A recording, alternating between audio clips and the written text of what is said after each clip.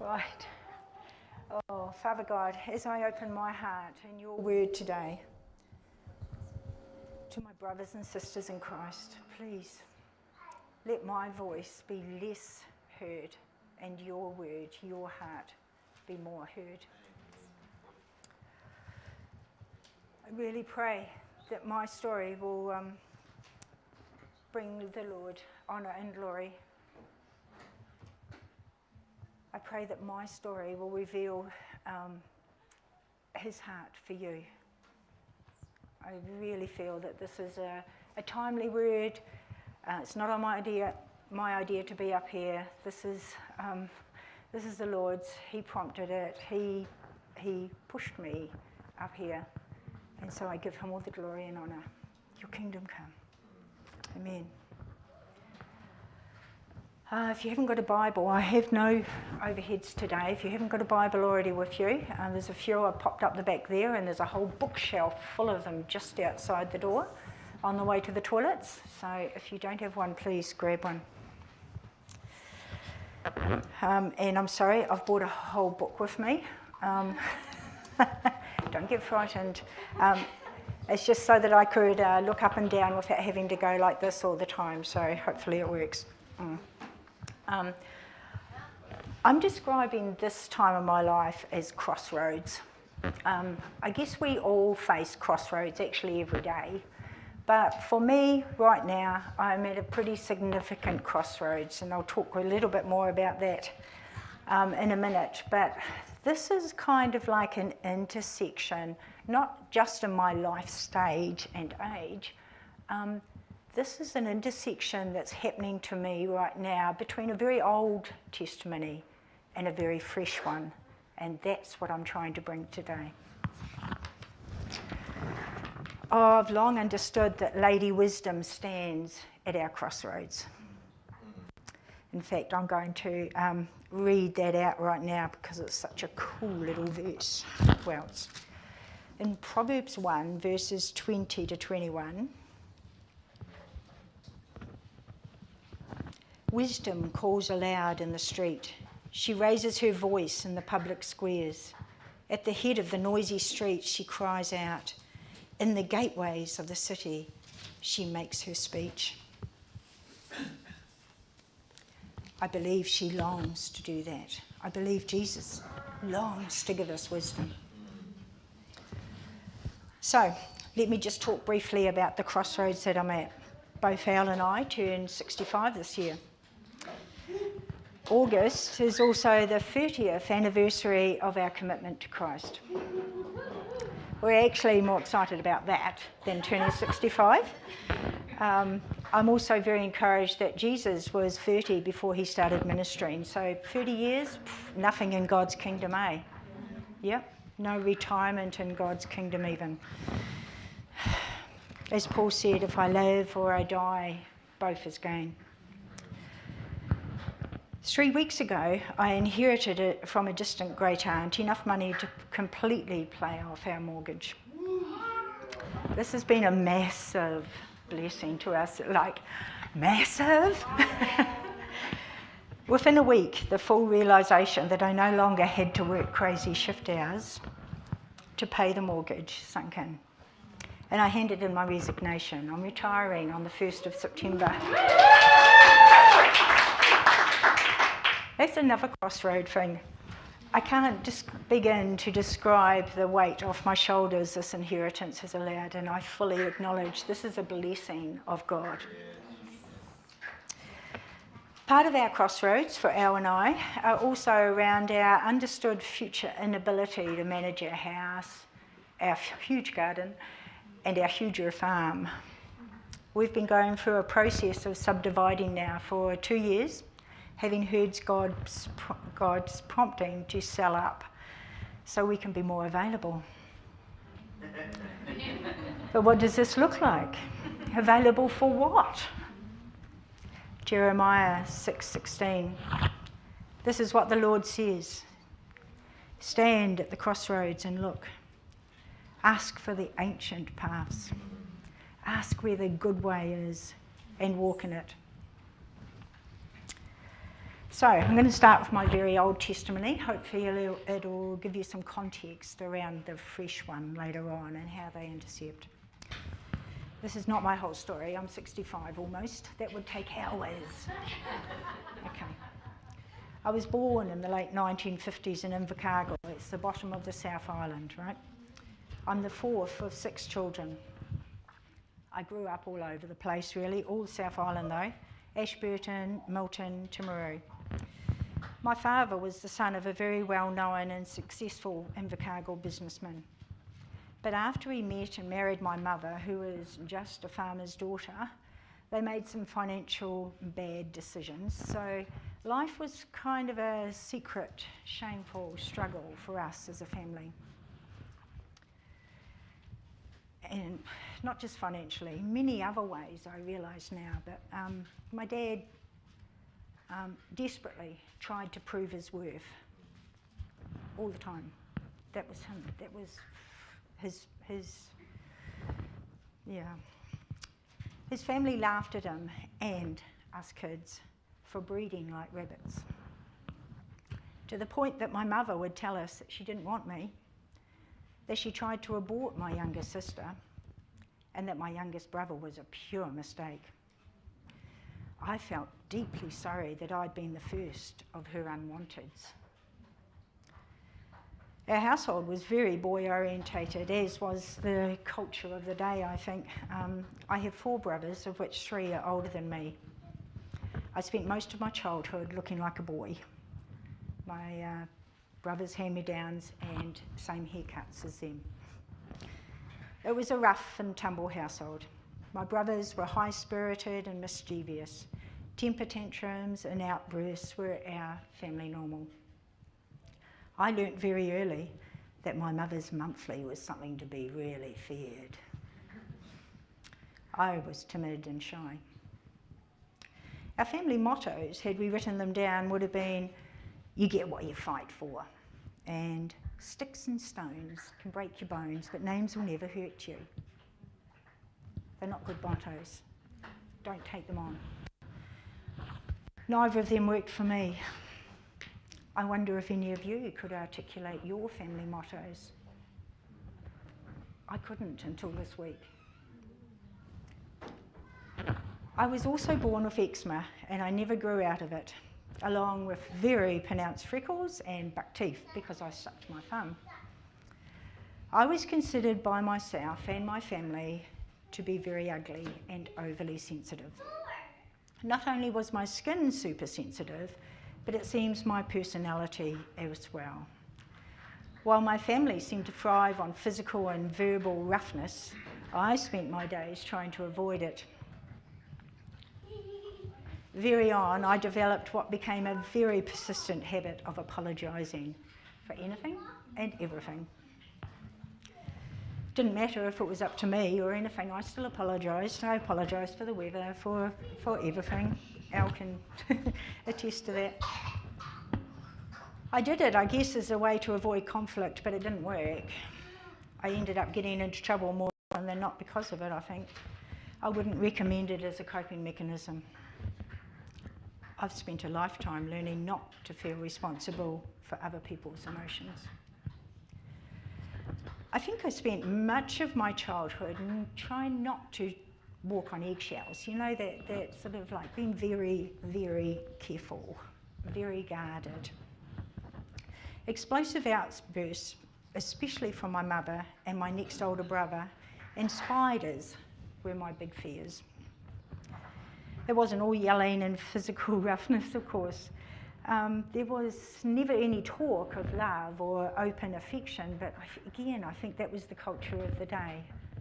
I don't know if any of this is feeling familiar to you, but perhaps you know, as I talk about my childhood, feel free to remember your own. They were tough times. My parents did love me. They just weren't well loved themselves, so had no love reserves to give from. God puts us all in families. This stuff is all familiar to all of us. I'm not special that my childhood wasn't particularly bad. We just are born into families, aren't we? My mother, however, was very outspoken and extroverted. You would never die not knowing what she thought of you. She often told me what a nuisance I was. As well as hating that I'd ever been born, she hated that I was so timid. She hated that I had eczema and was ugly. She hated that I couldn't even wear wool against my skin like every other South Island kid needed to. That I needed special creams and bath lotions, and it took longer to get me dressed or ready for bed, etc. I was just a nuisance. We had weekly baths in our house. All the rest of the kids got to bath in the same water. Not all at the same time, but I had to have my own bath. I used to long to have a deep, warm bath like they did. It looked like so much fun. My baths were cold and shallow, and the chlorine water stung like crazy on my skin. She used to bandage my arms to rulers every night so that I couldn't scratch myself. I got really good at scratching myself against anything. I learned really early that scratching hard enough until it bled and hurt was the only way to stop that maddening itch. So I would roll out of bed and scratch myself on the woolen carpet until it bled, and then I could sleep. Unfortunately, the carpet was pure wool and I was allergic to wool. So my dad took up the carpet, he took away the bed ends. I slept on a mattress on the floor for a long time, so I had nothing hard to scratch against in my bed. My older brothers were merciless. They called me crocodile skin and they tormented me with spiders. As I got older, they seemed to get over their aversion of touching me at all, and I became pretty good at avoiding their exploratory rape attempts, but that's another story. We very occasionally went to a Presbyterian church until my youngest brother crawled under the pews during the Harvest Festival and proceeded to eat a carrot from the beautiful display of produce. Everyone laughed, but my mother was mortified and we never went back.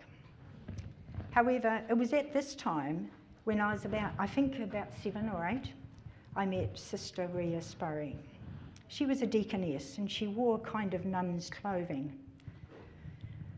Apart from my granddad, who died when I was 5, she was the one adult of my childhood who noticed me, who was kind to me and believed in me. I believe she prayed for me. Because she was a deaconess, my parents were more than happy to let her take me away on adventures, sometimes overnighters, for whole road trips in her Fiat Bambina. Anybody know what a Fiat Bambina is? Now, Sister Ria was not a small woman. Did you know it was possible for her to sit on the roof of her Bambina? She'd open the sunroof, it had a sunroof, very fancy. She'd open the sunroof and she would sit up there and she could steer and drive that car with her feet as we drove along, with me sitting beside her. It was the best fun. We drove all the way to Balclutha from Milton one day. We never got stopped by a cop or anything. I don't know how it happened. We never actually fell over. The whole car was so tiny and we were on top. I don't know. She was fun-loving, outrageous, and she rescued me. But I only really realised that many years later. One day, she just disappeared. I think she got transferred to Gisborne. I never was told. I don't think I ever even thanked her. I was so shy and awkward. Today, I honour those like Sister Ria. I'm looking for Stu right now. You know those people that get alongside kids and teenagers and the unlovable? The ones that are rejected by society or not noticed? I honour those people who do that. She was literally a saving grace in my life, though I never could have articulated that at the time. My family shifted a lot. Dad's job partly, and that drive to keep up with the Joneses, or in this case, the Robies. By the time I was 15, we'd shifted 15 times. I hated shifting. I especially hated starting new schools and making new friends. The rest of my family seemed real good at that, but for me it was so traumatic. When one day Dad came home and excitedly announced that we were shifting to the Big Smoke, Timaru, I remember bursting into tears and slamming my bedroom door. I got a severe smacking for that. Timaru did turn out to be an okay place though. I met my gorgeous husband there.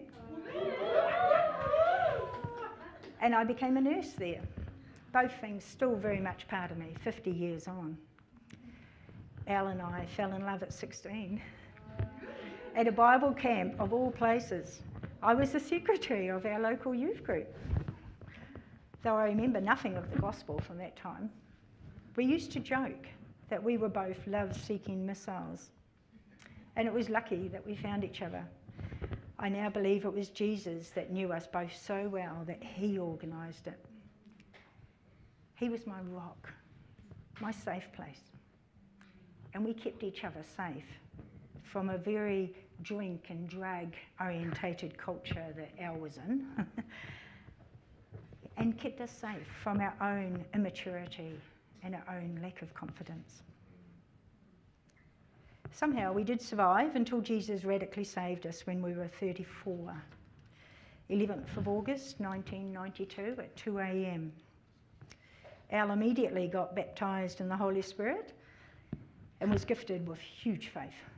Boom, just like that. He was instantly healed of stuttering and stammering, and overnight turned into a confident, secure in God's love, wonderful husband alongside our rock, Jesus. I got deliverance of a big, fat spirit of rejection. I wept my way through every meeting and worship session for 2 years before I spoke in tongues. So many tears, so many tissues. Our pastor used to joke that he was glad that we were tithing, otherwise he wouldn't have been able to afford the tissues that I used every week. The fellowship we were saved into was a Pentecostal one, healings, deliverances, miracles weekly. So different from any church we've been exposed to during our growing up. Al loved it. He took to it like a fish to water. I did a lot more processing and crying, I think, inside. But we thrived in it, and I'm grateful for the loving discipleship we received. I went through the whole breaking the chains, name it, claim it, all that stuff, you know, and I became very good at being a good Christian wife, a mother, a person. Forgetting what lies behind, as Paul says in Philippians 3. I thought I'd dealt with my background and it no longer mattered. Besides, my upbringing was a cakewalk compared to many others. My current blessings well outnumbered anything past. I made an art form of forgetting what was past. I could function. I loved Jesus. The book of James became my favourite book. In fact, for a while I memorised the entire book. It's only 4 chapters, but you know. Perhaps you can see where I'm going here. Some of my favourite verses.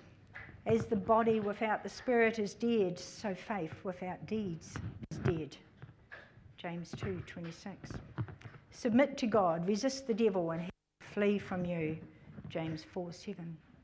And my personal crunchy one. 4:17. Anyone then who knows the good he ought to do and doesn't do it sins.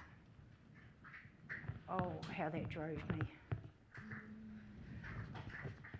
Without realising, I became a pretty jolly legalistic Pentecostal. One time a stranger prophesied that I was a kingdom high achiever. I took this to mean that God was calling me to even greater efforts. Crash and burn was inevitable. And I eventually did it spectacularly. But that's another whole story. With the more balanced understanding of love others as yourself, I learned to live without being responsible for everyone else's happiness. There's always more wisdom in God's other hand, have you noticed? Even when you feel like you've been dealt a rough hand, ask him what's in his other hand. My sustaining rhema word for that time, and it continues to be, is Psalm 37, 23 and 24. The Lord delights in the steps of a righteous woman or man. Though she stumbles, she will not fall, for the Lord upholds her in his right hand. Oh my, he has been upholding me all of my life, even though I stumbled wickedly. I'm still here. It's nothing about what I did. This is all about what he did. So back to that crosswords, Jeremiah 6:16 again. This is what the Lord says: stand at the crossroads and look. Ask for the ancient ways and walk in it. Over the last years, even before we came to Vineyard, which is yet another story, we'd been asking the Lord for guidance about what he was calling us to. We'd had some mighty adventures in God and some mighty callings over this time. Yet we arrived here really not knowing what God was calling us to, other than to prepare ourselves to be more available. Jackie's sermon last week was spot on. We are literally being called to consecration. But what does that look like? Consecrated for what? If you weren't here for last week, consecration, being set apart, made holy. God's work, not mine. You're wondering when I'm going to get to the fresh story. Sorry, I'll do it now. This very fresh story is one of God's very gracious healing, redemption, and consecration.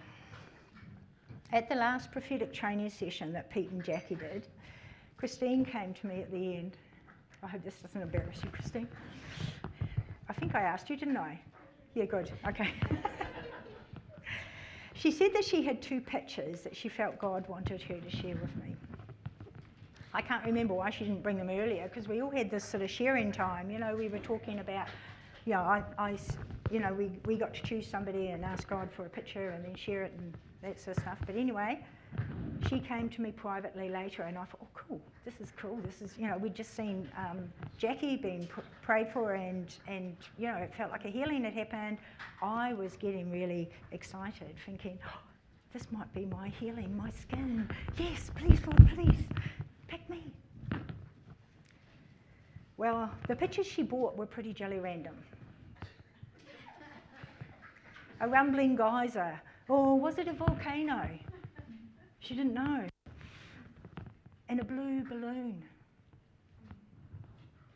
We prayed together briefly, and that was it. Other than a lingering sense of excitement, thresholding, something was happening. I didn't know. But I took it away with me and pondered upon it. And over that week, I understood that those symbols, those pictures, were my childhood fears. Surely God didn't want me to remember those again. Like I said, I'd made an art form of forgetting the jelly things.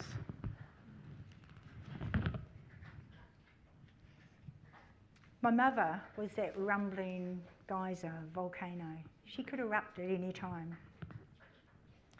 My brother was the blue balloon. Needle him just a wee bit and he'd pop, and it was always my fault. All the thrashings I received at his hand. I was so surprised that God was bringing these memories back. I didn't need to remember these, surely, I've dealt with it. But I did allow myself to get a bit excited. Maybe God was healing my skin, so yes, I invited Christine to come and pray again for me. So she came really early one morning on her way to Auckland. Thank you, Christine. She barely started praying, and when I had a life-changing encounter with Jesus. To everyone else, it was perhaps a nanosecond. To me, it was a long time. I had an out-of-time experience with God. I think if I was to describe it, it would be hours I would take. I'll try and just give you a quick summary. The fullness and the extent of it is still unfolding. It's still being revealed to me. I wept all the way through writing this, and even reading it through this morning. It's just like weeping again. But they weren't tears of anguish or despair. They were cleansing, healing tears. So I apologise in advance if I cry again. And I have written it all down just so that I don't get lost. Jesus and I were walking and talking as if it was the most natural thing in the world to do. I was amazed how easy it felt to be with him. Jesus looked so delighted to see me. "Come with me," he said as we met, and I happily joined him. He didn't explain where we were going, and I didn't ask. We were walking forwards, but we were going backwards through my life. It took a wee while for me to figure it out, mainly because although the people and the circumstances and everything about it was very familiar, it looked really different. From this place beside Jesus, it was a whole new vantage point. It was a whole different way of looking at those same familiar scenes. It was initially a shock to recognise this, but at the same time, it just felt completely right and natural that I would be doing it. It also took me a little while to realise that this tour through my life was more of a highlight tour. It wasn't the whole thing, or should I say a low point tour. The places we stopped and looked at together were the places when I felt most alone, most hurt, most hard done by, But the weirdest thing was happening. Although I could remember very well each circumstances and the emotions it stirred up in me, I no longer felt the old emotion. I was seeing these things with Jesus at my side, and instead I felt incredibly protected and safe. Has any of you had an experience like this? Watch out. I'm going to pray for it.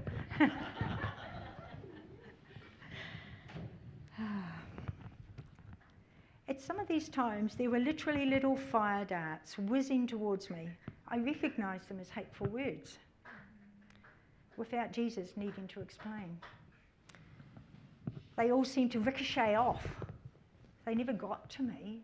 They came towards me. I could see it, as if we had a bulletproof bubble around us. Except that I could hear everything, I could smell it, I could see it, I could touch it. Sometimes Jesus would put a hand on my arm or my back as we stopped, but most of the time he was silent and just looking at me as if I was the most important person in his world. Words fail me to describe this. It's just like, Sometimes I startled and moved a little closer to Jesus, and then I'd laugh at delight when I saw what was happening, and it felt so completely different than my memory. Jesus would laugh with me, and as we walked on, laughter and sheer delight and wonder just grew and grew and grew. But I didn't. I shrank. I was becoming the same size and age that I had been in at each of the encounters that we stopped at. Some of these things were really silly. Sometimes they were completely my own doing. I felt no judgment from Jesus at this time, even when I wanted to judge myself. I found myself forgiving myself and others. Jesus didn't ask me to. It just kind of bubbled up. It just happened. There's so much I can't explain about this. After a while, Jesus took my hand. It felt so completely safe and happy, And I realised suddenly it was the same feeling I'd had with Sister Rhea when she took my hand and we used to walk and talk. And I realised at that moment I'd been with Jesus also. And I sobbed and I said, sorry, Jesus, I didn't realise it was you. And he just knelt down before me and opened his arms and grinned, and I just ran into his arms and he picked me up, and from then on he carried me because I was getting quite small by then. I was still able to move around within these mini scenes. I can't quite explain it because here I am in Jesus' arms, knowing I'm in Jesus' arms, and yet I'm interacting with people and doing stuff in these scenes. I continued to get smaller and smaller and younger until as I was born. I distinctly remember I was in Jesus' arms and I was safe, but I could hear my parents arguing over me. And my dad was saying, but I thought you wanted a girl. And my mum was saying, I thought I did too, but I don't now. And she wept. And Jesus hugged her. And I forgave her. And there was nothing more to forgive.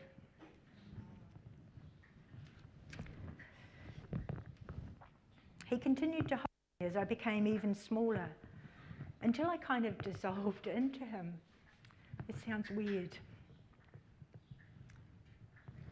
Neither I nor he were talking, yet there was this ongoing understanding coming all that time.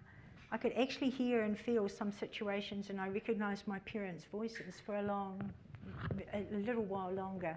Maybe I was figuratively in the womb at that stage, I don't understand it. I understood though that I had literally come from the heart of Jesus, and nothing had been an accident. Not my skin, not my sensitivity, not my shyness, not the family I was born into, not even my buck teeth.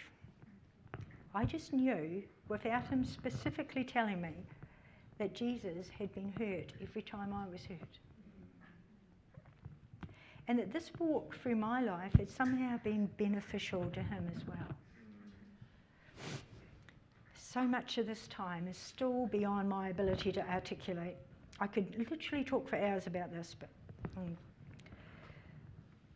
Yet to Christine and Elle, who were praying with me on the couch, I hadn't been even absent at all. This is miraculous to me, even to think about it now. So, 2 weeks and a hefty dose of COVID later, what have I learnt? That my skin doesn't have to be healed. It is now a beautiful reminder of the gift of sensitivity that Jesus deliberately gave me. That the things that have happened during my life have worked together to make me way stronger than I thought I was. But most of all, I have this welling up and spilling over sense of wholeness and well-being in my soul that I can now fully love and fully forgive in each situation that I have been in and that I will be in this side of heaven. A complete sense of safety, yet risk-taking, willingness to be available. I know we've been talking about becoming more available to God and being consecrated, but somehow I'm more willing now, I'm more able to be given to God. On the outside, I still look the same. I now know that when Paul said forgetting what is behind, he was not ignoring his past, but it no longer had any hold on him. And I know that Jesus has gifted me with that too. Whew, there is so much more I could talk to you about, but what I really want to do now is, and I know that this is God prompting me, is to invite you all to ask Jesus to come walk with you through your life. This is no external manifestation like, my old Pentecostal church where it was all very much on display. This is inner deep work This is private between you and Jesus. This is not something you have to do here and now. I fully trust Jesus to do it at the right time for you. But if you want prayer, I'd ask Christine. Sorry, just need to get a tissue. That wasn't scripted.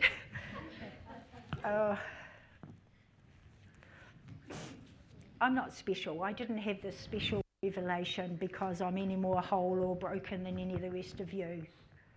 We're all broken before God, really, aren't we?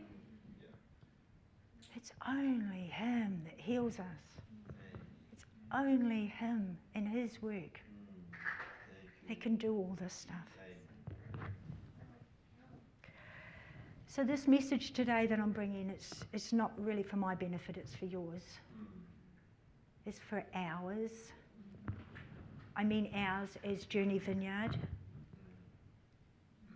I fully believe there is a something collective, perhaps in the power of a whole bunch of people who are fully consecrated, fully healed, fully able to love and forgive and move on with their lives.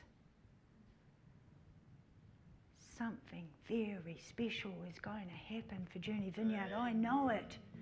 Just as I can see the signs of spring coming out there, I know God is going to be doing something special here. I have no idea what yet. But will you join us? Will you come?